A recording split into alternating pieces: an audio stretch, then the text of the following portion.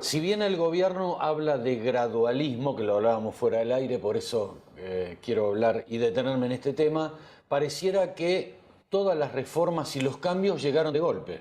Llegaron de golpe no solo en el sistema jubilatorio, sino también ahí acordando el gobierno con la CGT, por otra parte.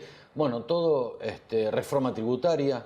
¿Cómo estamos, Javier Milei? ¿Cómo estás? ¿Qué tal, Jorge? Mirá, la verdad que estamos mal y no creo que estemos en condiciones de estar mejor para cuando las condiciones internacionales empeoren.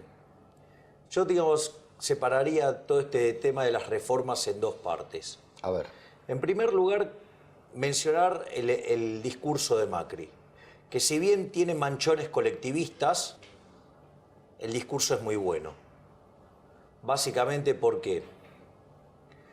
Porque hace un diagnóstico correcto, no omite ninguna de las reformas estructurales que hay que hacer y por otra parte la dirección del cambio que quiere imprimir es la correcta. Básicamente Macri habló de tres conjuntos de reformas, por decirlo de alguna manera. Un primer conjunto de reformas tiene que ver con la parte fiscal. Reconoce que el tamaño del déficit fiscal es un peligro y que no podemos vivir de prestado.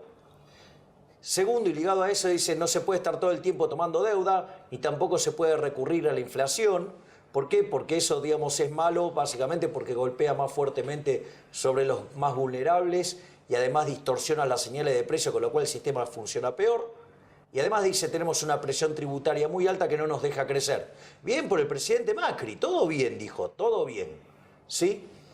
El segundo grupo de reforma tiene que ver con la reforma laboral y el tercero tiene que ver con la reforma al Estado, donde ahí mencionó la cuestión previsional. Entonces, si vos me permitís, voy a ir por el punto 1 y el punto 3 de Macri. Dale, dale. A ver, luego de que Macri anunciara esto, y acabo de festejar lo que dice en el primer punto, poco tiempo después presenta a Duhovne la reforma tributaria. Cuando vos mirás la reforma tributaria que envía, verdaderamente te dice que va a bajar 1,5% la presión fiscal en términos de PBI en 4 años, sí, lo cual ya 5, lo cual ya deja bastante que desear, pero si mirás lo que es la del presupuesto del año que viene, es 0,2 y las otras son promesas. Un gobierno que viene de incumplir la promesa con los ojeros, por ejemplo. Ahora, 0,2%, porque yo ya lo que le sigue para atrás ni siquiera se lo creo. 0,2% implica que si replicamos todos los años ese ejercicio, para alcanzar la presión fiscal que tiene Chile, estaríamos 75 años. Es decir, acá hay un exceso. Para equilibrar, decís vos. Para tener la misma presión fiscal que Chile. Entonces, verdaderamente nos van a pasar como alambre caído. De hecho, digamos, aun cuando el gobierno lograra sostener el crecimiento que dice que vamos a lograr de 20 años al 3%, el PBI per cápita argentino crecería 70%. Y de la región, sin considerar Chile, lo haría 150% y Chile 210%. O sea, vamos camino a ser pobres. O sea, un desastre, una cosa deplorable, me parece, una tomada de pelo. ¿Y por qué es tan amarreta la reforma tributaria? La reforma tributaria es amarreta básicamente porque la corporación política no quiere ceder sus privilegios. Es decir, acá los políticos, que son el centro del mal, ¿sí?, la base de la decadencia, la fuente de la pobreza, ¿sí?, no quieren ceder. Entonces, como los privilegios de los políticos no ceden y el gasto público en términos reales no va a caer, claro, entonces hay que licuarlo vía crecimiento. Entonces es muy poquito lo que se puede sacar. Entonces, claramente, esto genera un problema fenomenal en un contexto donde Estados Unidos va a empezar a subir la tasa. Entonces, cuando Estados Unidos empieza a subir la tasa, vamos a estar en riesgo. Y ahora no es que lo dijo Esper, Giacomini o lo dijo Milei. Ya dejó de ser un problema de eso. Lo dijo S&P. Nos puso entre las 5 economías más vulnerables del mundo ante una suba de tasa de interés en los Estados Unidos. Y además de esos 5 países, 4 tienen intereses geopolíticos. Con lo cual, el único que queda solito acá para pegarse la piña es Argentina. Con lo cual, mal. Es decir, yo entonces no sé si Macri tiene un buen diagnóstico, pero el presidente es Marcos Peña y hace cualquier estupidez, o Macri me está mintiendo. Es decir, cualquiera de las dos situaciones es tremenda. Prefiero quedarme por la primera y que echa el fusible, que es que sería en este caso alguien que supuestamente está decodificando mal el mensaje que manda Macri. Y después me parece vinculado también a la cuestión fiscal, el tema, digamos, de la reforma de lo que tiene que ver con los impuestos en las provincias, ¿sí? Y lo que pasa con el tema previsional. A ver, primer punto. Macri en un momento dice, bueno, acá vamos a perder todos para ganar en el agregado. Yo que sepa, si todos perdemos en el agregado, estamos peor, no mejor. Con lo cual, yo voy a suponer que fue un desliz matemático, pese a que es ingeniero. ¿Sí? Pero vamos a esto. Está la reforma de las provincias. Claramente la provincia de Buenos Aires además está quebrada, ¿no? Digo, ¿por qué?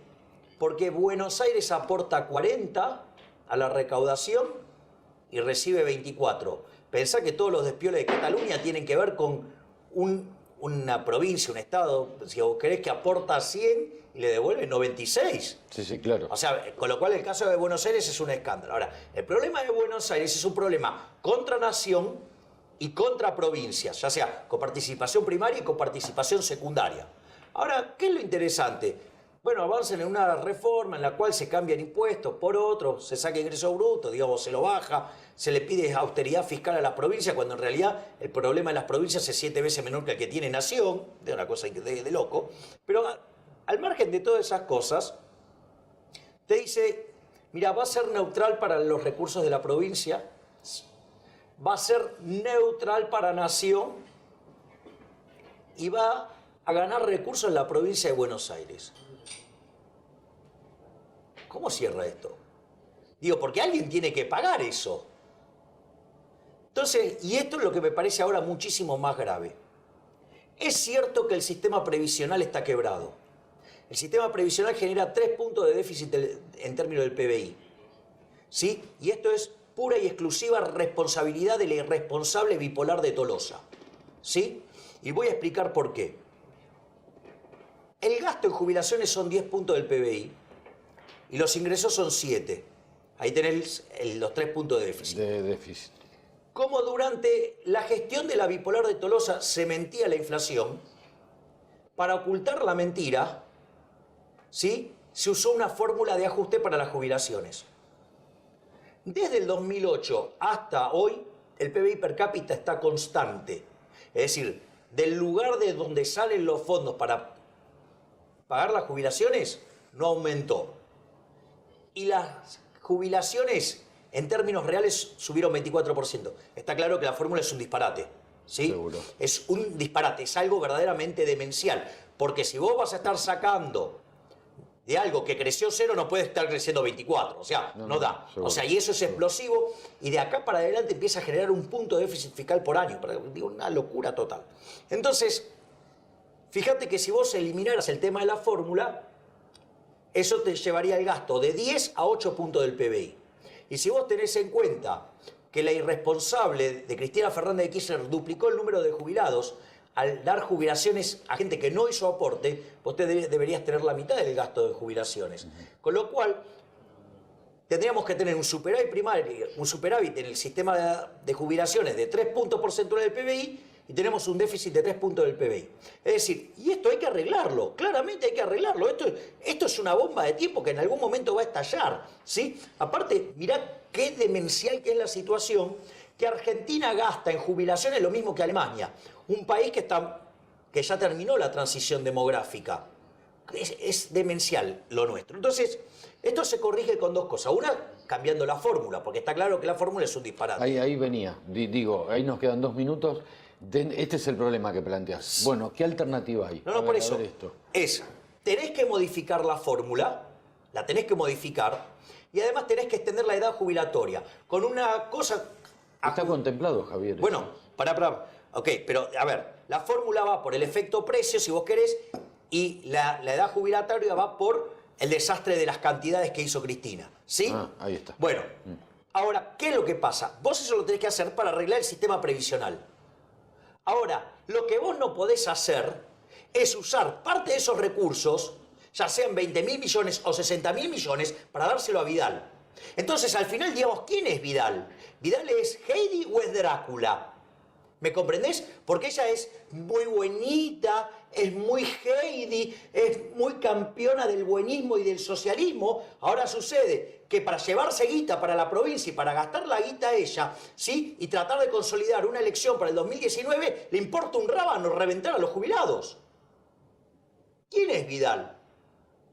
¿Quién es Marcos Peña? ¿Quién es Macri? Es decir, entonces yo lo que veo, si además le sumo el deplorable y excesivamente rojo, digamos, reportaje que da Vidal en el coloquio de ideas, donde entre el minuto 13 y el 20 metió 10 frases colectivistas, donde rompió todo cuando dijo que los empresarios no tienen que invertir mirando su rentabilidad, sino que miren lo que le reditúa al país. Un disparate, una estupidez, ¿sí? Habría que contarle que entre el 9 y el 10 de noviembre de 1989 el muro se cayó y aplastó a los zurdos, ¿sí? Y eso vale lo mismo para el señor Marcos Peña, ¿sí? Que le mete una impronta socialista al gobierno, para la señora Michetti, que cuando el 22 de octubre sale a dar su primer discurso, hace un discurso en línea a lo que dijo Quintana en Perfil, diciendo que el individuo es una farsa y que lo único que importa es el colectivo. Entonces, me parece, ¿sí?, que Macri dice una cosa y todos los que están atrás van para otro lado. Y la realidad es que cuando ejecutan la política económica son bien socialistas, con lo cual difícilmente se pueda seguir sosteniendo esta mentira. Es decir, si no empezamos a cambiar en serio y dejamos de hacer populismo cool o kirchnerismo de buenos modales, esto, ¿sabe cómo termina? En piña. Nos cortan el financiamiento y nos damos una piña. Y ahí, en ese momento, ¿sí?, todos estos defensores de la basura esta del gradualismo y todo este socialismo amarillo inmundo, a cada uno de ellos le vamos a ir a recordar a Marcos Peña, a Quintana, a Lopetegui, a Eduardo Amadeo, a Michetti, a Vidal, a todos estos, que cuando explote la piña y la crisis se vaya por las nubes y veamos niveles de pobreza exorbitantes, que ellos fueron los responsables, porque cuando estuvo la ventana de financiamiento, en lugar de aprovecharla, la tiraron por la borda gastando irresponsablemente. Cerramos. Cerraste vos. Gracias, Javier. No, por favor, un placer, Jorge. Pausa.